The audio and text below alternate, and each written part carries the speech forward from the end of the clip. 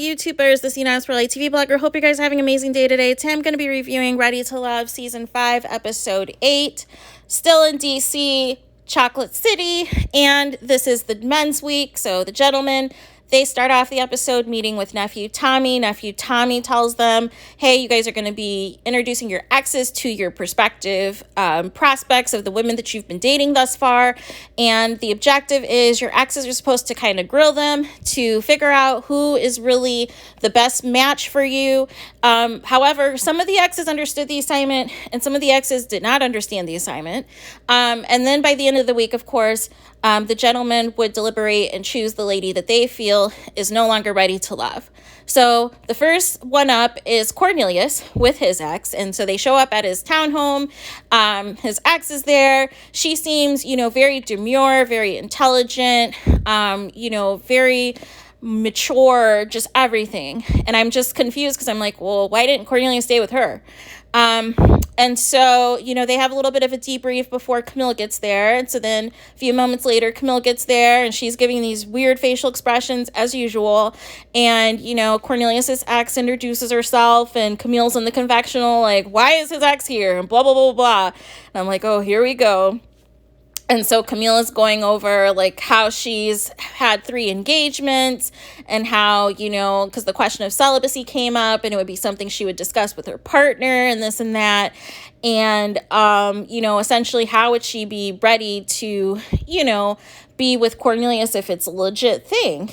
So that was kind of the premise of their talk in terms of her relationship history and things of that nature. And so on the way out, Kamil was like to Cornelius, so how long is your ex going to be staying? And blah, blah, blah, blah. And I was like, oh my gosh, here it goes again with all this controlling stuff. And so after that, Cornelius and his ex, debriefed again. And she basically pointed out, everything that, people have said. Essentially, she had some concerns, and she was trying to be polite about it, but she had concerns about the multiple engagements because since she's been down that road before, she doesn't know if, they were to get engaged and she's like runaway bride toward Cornelius as well. Even though she stated in the thing that when she's like, she only wants to get married one time and when she gets married, that's it. It just did not give off that energy. So it just gives off the energy. It's her way or no way. And she's allowed to do whatever and nobody else is allowed to do anything. And so then also the biggest concern also that Cornelius's ex had is she felt that her answers were sort of rehearsed and very surface level. Like she already knew kind of what to say essentially to make herself sound good.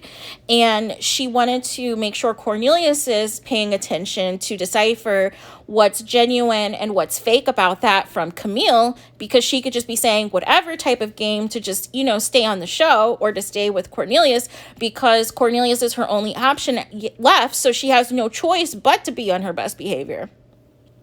So those were just some things that, she wanted Cornelius to take into consideration. And so then we move on to Mr. Phil, and his date is up next with Chisia and Shiloh with his ex. So that was fun.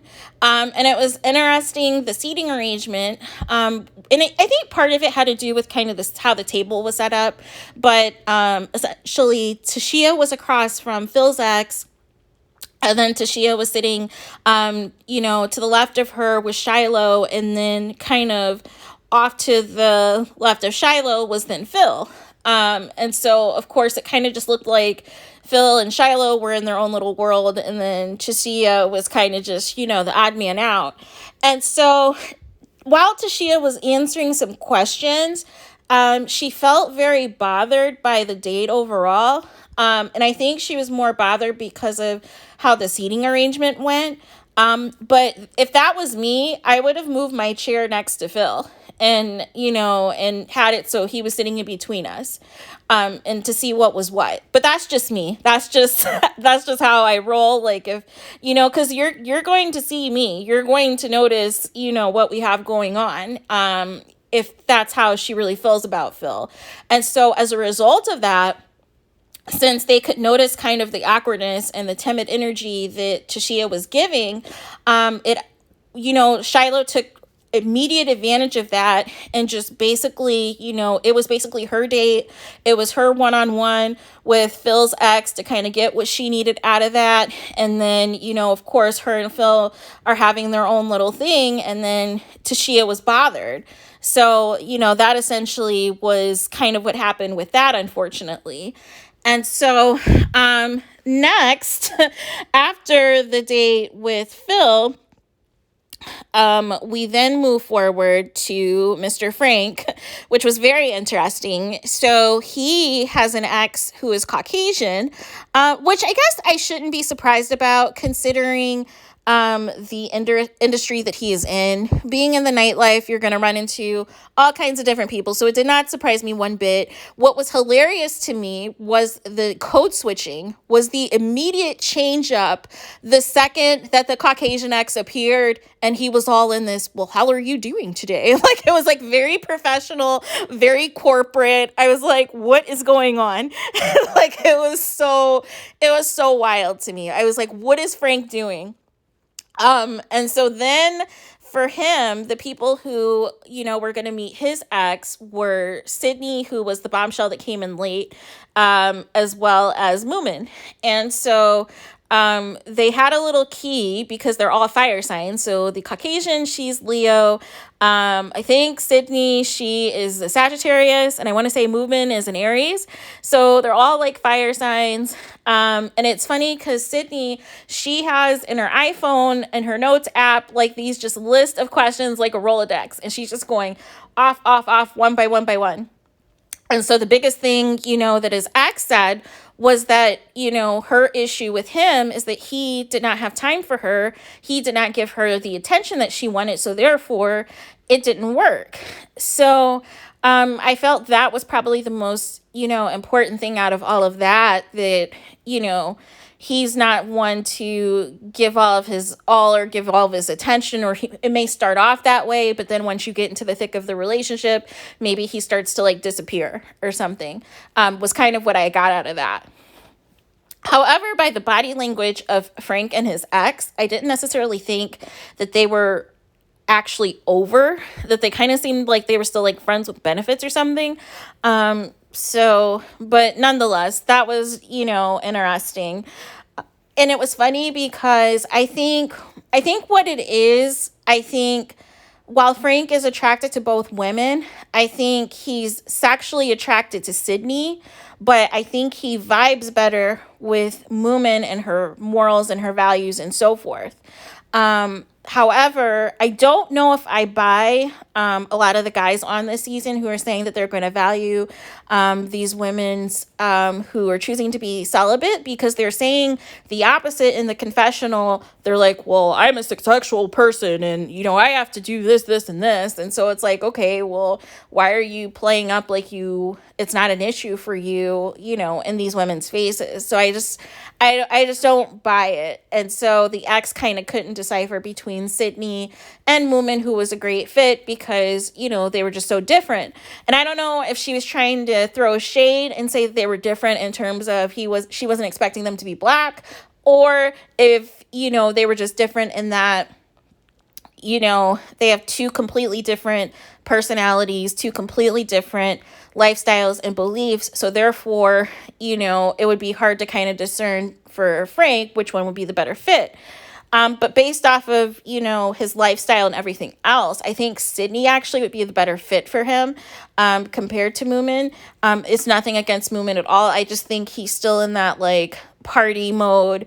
I want to have, a certain type of girl around me when I'm, doing these different events and different nightlives and things of that nature. And that might not be for everybody, to go out and be out on the scene like that every night or every weekend or whatever. So next we, then it kind of goes back and forth between Dante's dates and Walter's date.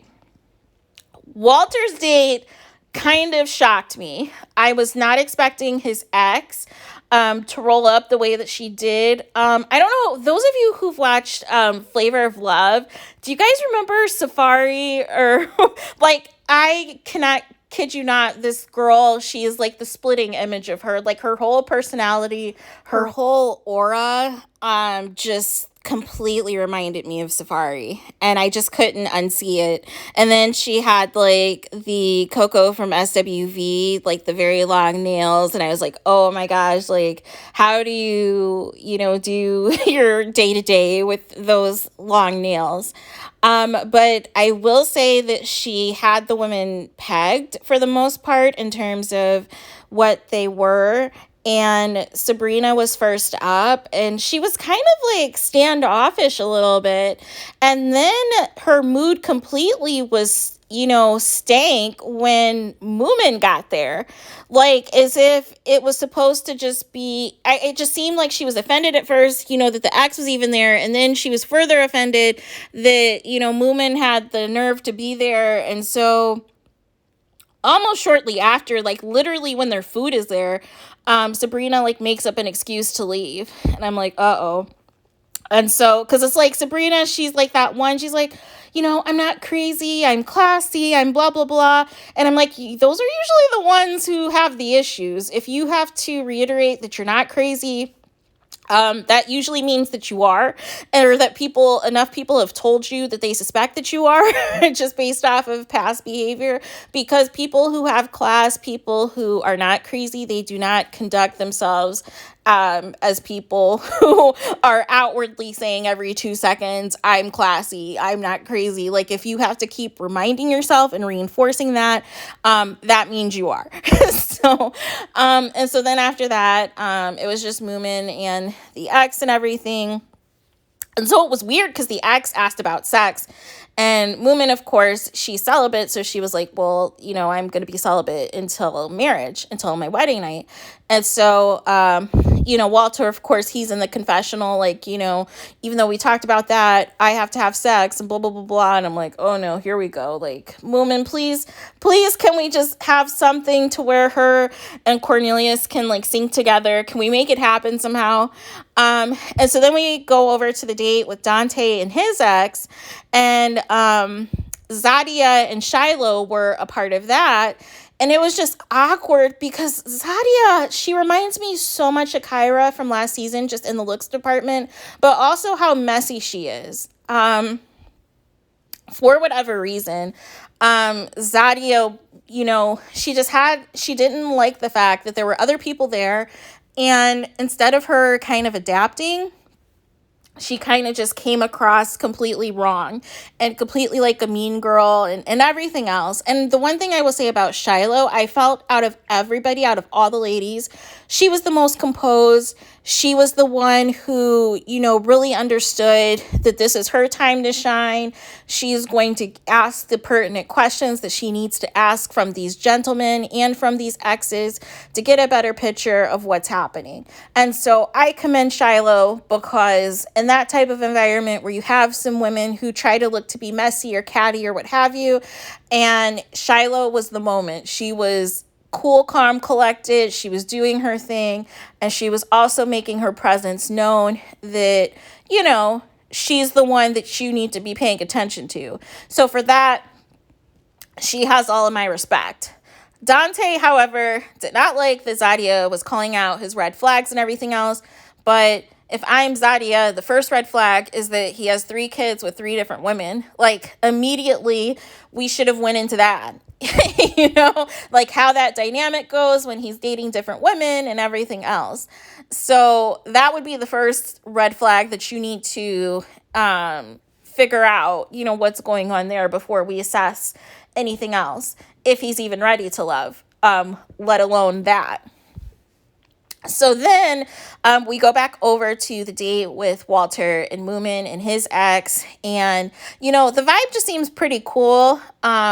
And then afterwards, Moomin leaves and Walter and his ex debrief. And, she basically says kind of what people suspect about Sabrina, that she's coming across like, she's it. Like, she's the bomb.com. Nobody can touch her. Nobody can do anything.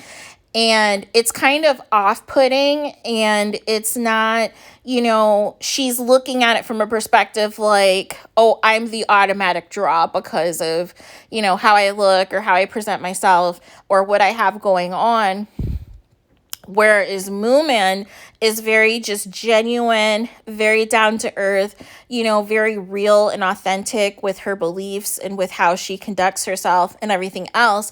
And she just felt that she was a better fit for Walter. Where I disagreed with Walter's ex, though, is when she said that she doesn't believe that Moomin will be celibate until marriage. I don't know how she can discern that, whether or not, because that is up to people's decision on whether or not they're going to choose to do that. So unless she's a mind reader, but even still, mind readers get it wrong. I don't know how she can just confirm flat out that Moomin's not going to remain celibate. Not sure where that came from, but I felt that her assessment and everything else was pretty spot on. And then Dante had a debrief with his ex, and basically his ex said, she likes Shiloh. And so, she felt that Zadia wasn't really focusing on getting to know Dante as much as she just wanted to use it an opportunity to just find out all the negative things about him, essentially. But it was a weird date to begin with anyways, because Zadia only really likes Bailao, so I didn't even understand why she was even on this date, because the whole vibe was just off. So next we go to Bailao and his ex. And his ex is like really pretty. Really, all of the exes for the most part were really pretty, very intelligent ladies. All seemed really cool, except for a couple. But for the most part, everybody was cool. So it was funny because the energy that I got from Bailao's ex is that he's just into a woman with a nice looking butt and is just looking to smash, isn't looking for anything serious, is the energy that I'm getting.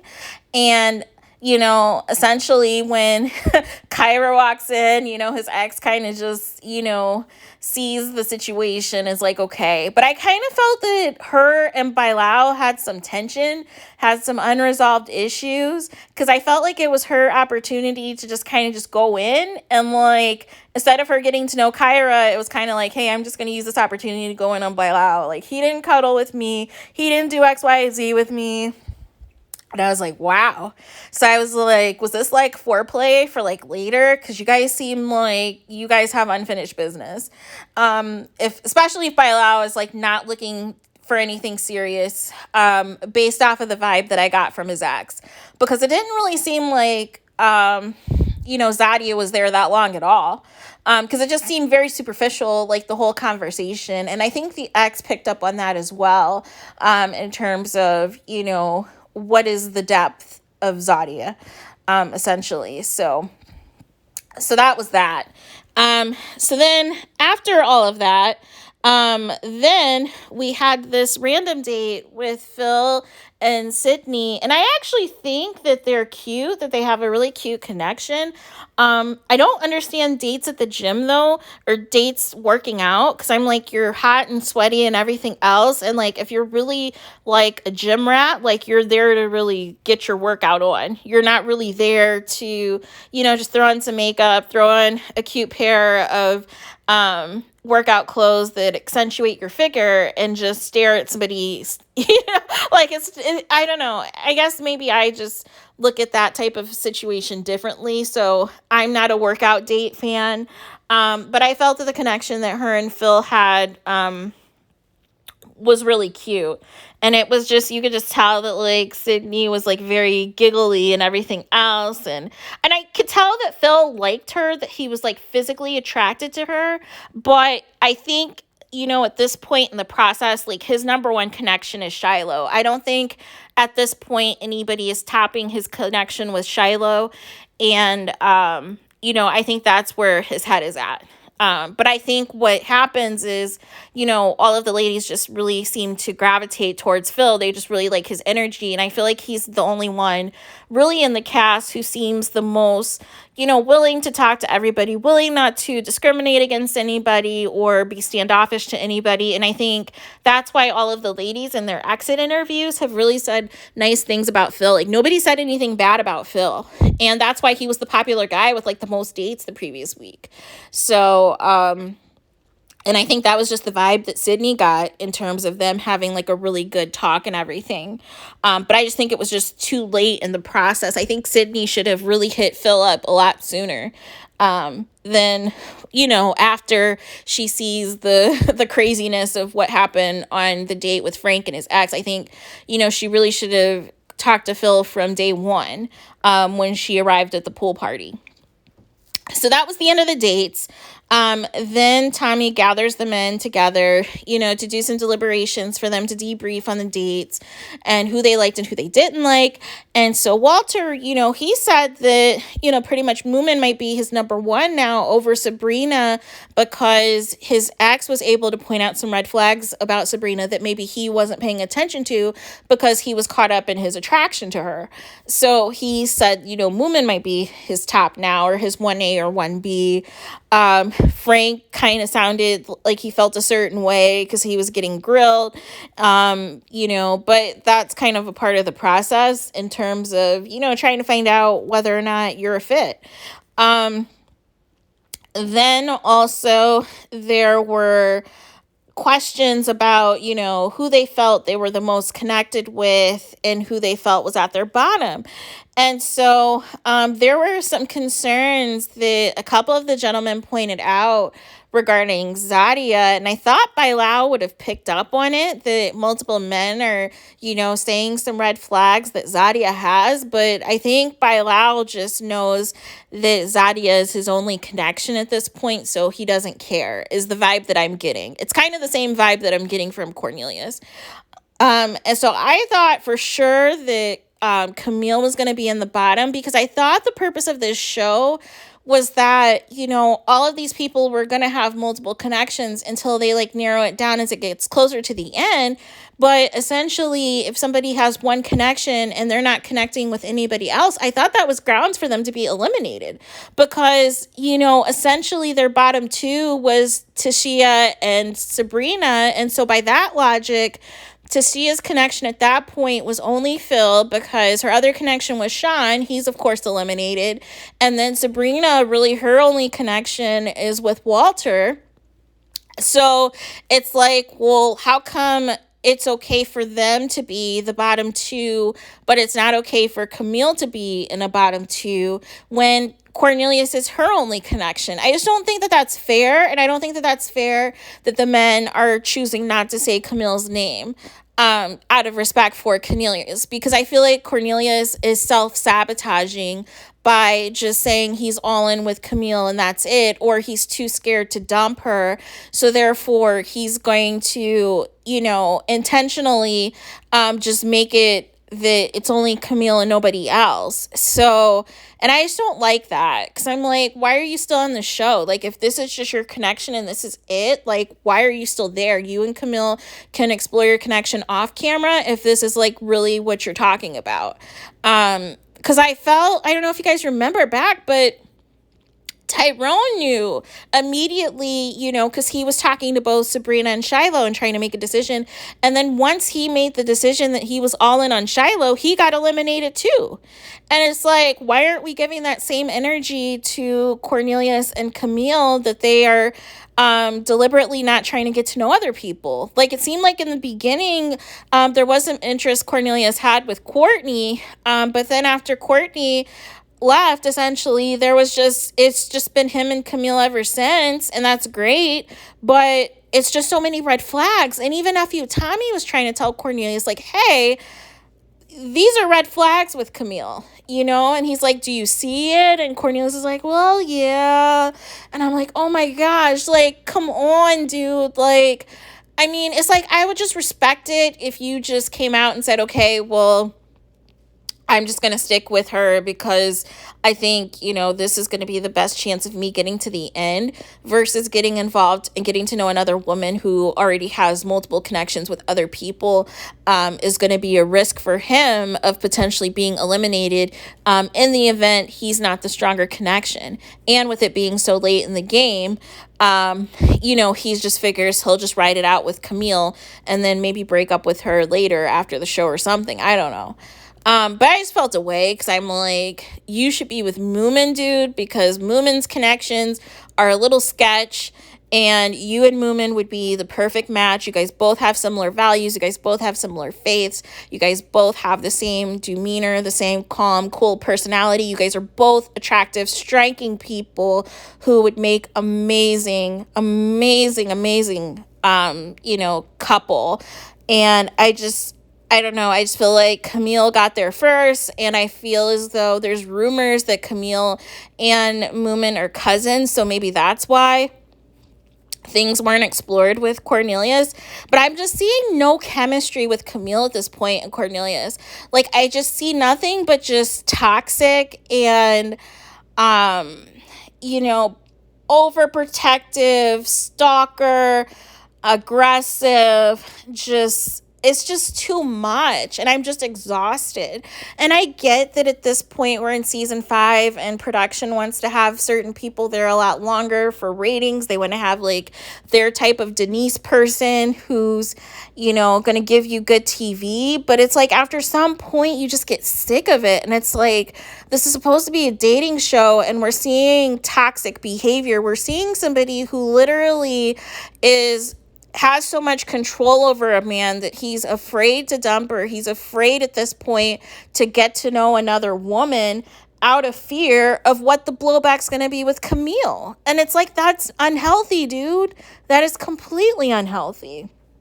So, and after that, Tommy essentially said that, after the men eliminate the women for the week, and they want him to talk to the remaining women that they're going to be going on a trip, and that'll be a surprise. So Phil, he said that he wanted to be the person to talk to Sia because he felt that he owed her that level of respect. And again, I think this is like reason number 1,000 why everybody loves Phil this season, because I think they see he has like that warm, calm demeanor, seems like a big teddy bear. It just seems like somebody you could just confide in things, have that emotional connection, that emotional attachment, and things of that nature. So I get the vibe that, I get the reason that all these other ladies, like him, and he's been on several dates and things. Totally get it. Then we have Frank, who is supposed to be talking to Sabrina about what the men deliberated. And literally the second Sabrina got there, she is just already ready to go to battle. Frank has barely said anything in terms of, what exactly, whether or not she's staying. And I totally understand that she might feel a certain way because obviously she knows, she's at the bottom at this point with how filming and everything has gone with the schedule. However, she wasn't even eliminated yet. She didn't even know whether or not if she was going to be eliminated. And she just already came in with the energy that she was eliminated or was going to be eliminated. And it really was just a very uncomfortable and awkward conversation to watch, because I'm just like, could we just like let Frank say what he needs to say first and then you can respond? And so then we go back, of course, how they go back and forth between the dates. And so Phil is just kind of talking to Sia about how, things went for the week and how most of the men basically deliberated and felt that she was no longer ready to love and this and that. So that was that. It really wasn't, I was actually shocked that Sia stayed this long, because it actually seemed as though a lot of the men weren't feeling her. So I was actually surprised that she made it 8 episodes, considering she was in the bottom 2 the very first episode. And even when she tried to question the men why she was in the bottom 2, they were just like very standoffish and just gave her nonsense as answers.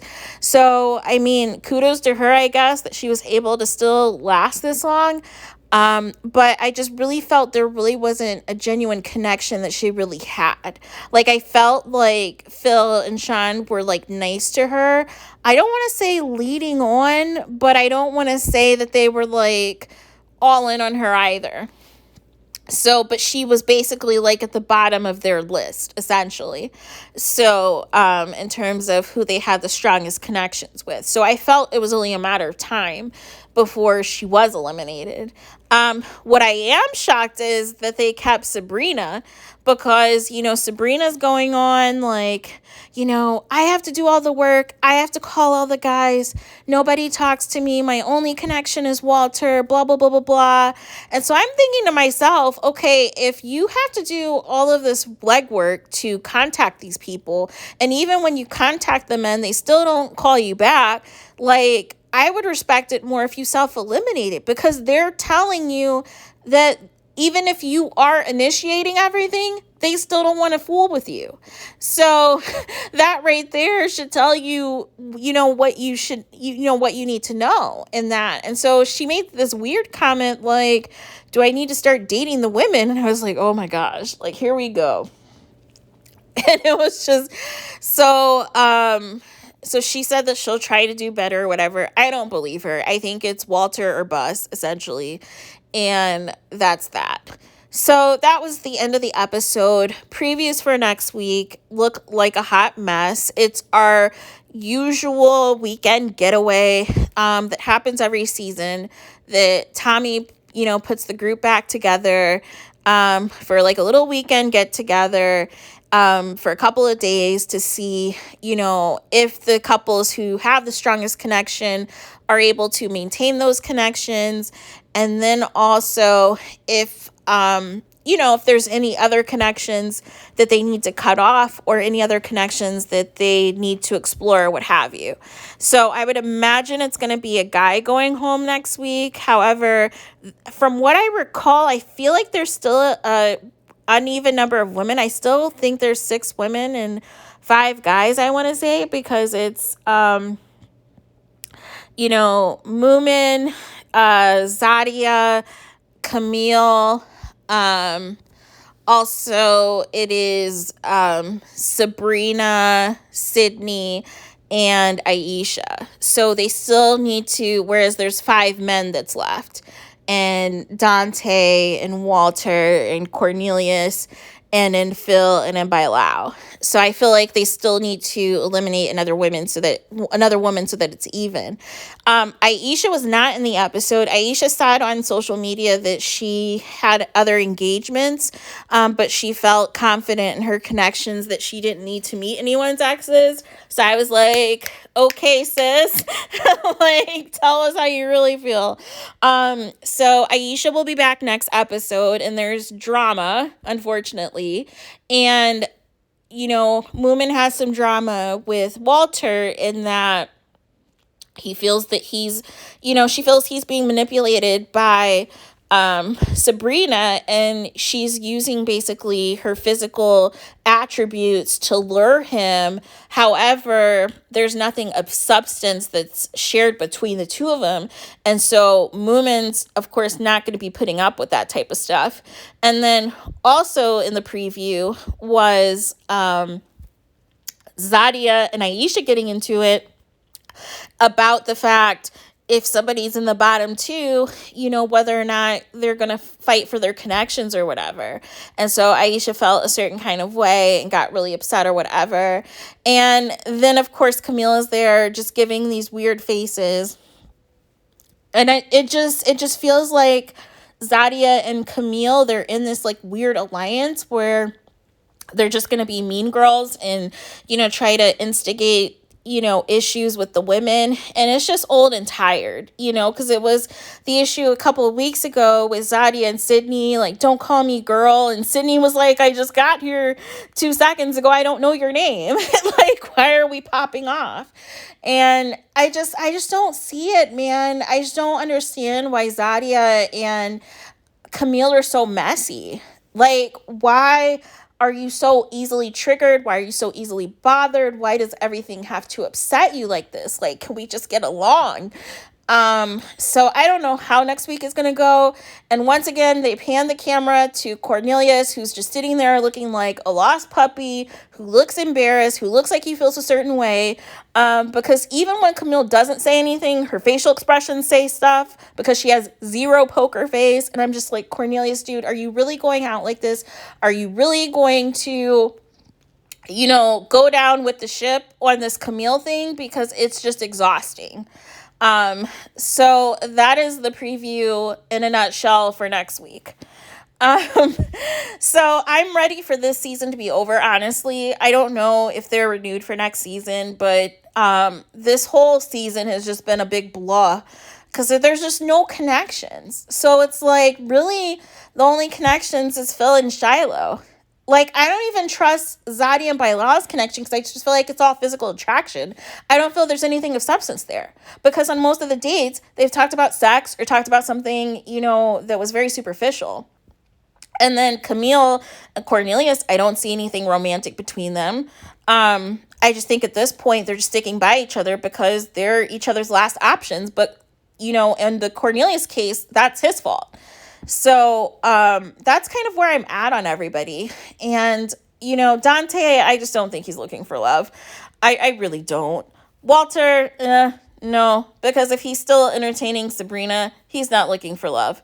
And he's not looking to have kids anytime soon, if that's the case. So really, it's once again, it's just back to Phil and Shiloh and whoever Aisha's connection is, which I don't recall. I remember, I want to say I don't even remember who it was because I feel like I haven't seen Aisha in forever. I remember her going out with, I want to say it was Frank or maybe Phil. But in the preview, it shows Dante giving Aisha a massage, so that should be very interesting. But I want to say Phil and Dante might be her connections. I'm trying to remember who else, but yeah. So next week, there should be a male going, but I wonder if they'll do like a male and a female since it's like a resort type of thing, or what will happen if they'll do like a double elimination or something. I don't know. That is all I have. Sorry, it's a little bit long. I just had a lot to say because I was just so agitated with a few things this episode, and I just feel like we're like in season 5 and we're just getting more and more away from what the purpose of the show was. And we're just like casting anybody essentially who wants like 15 minutes of fame. And I felt it was more genuine. It had more authenticity the first 2 seasons. You could see a lot more camaraderie between the women, a lot more of the women, really trying to help each other, help lift each other up. Respect each other's connections. And if both women like the same guy, and if, whoever the woman was that understood, okay, this guy likes so-and-so more, I'm going to step away because obviously, I see the way that he interacts with this person. So therefore, I'm not going to keep myself in this entanglement any longer.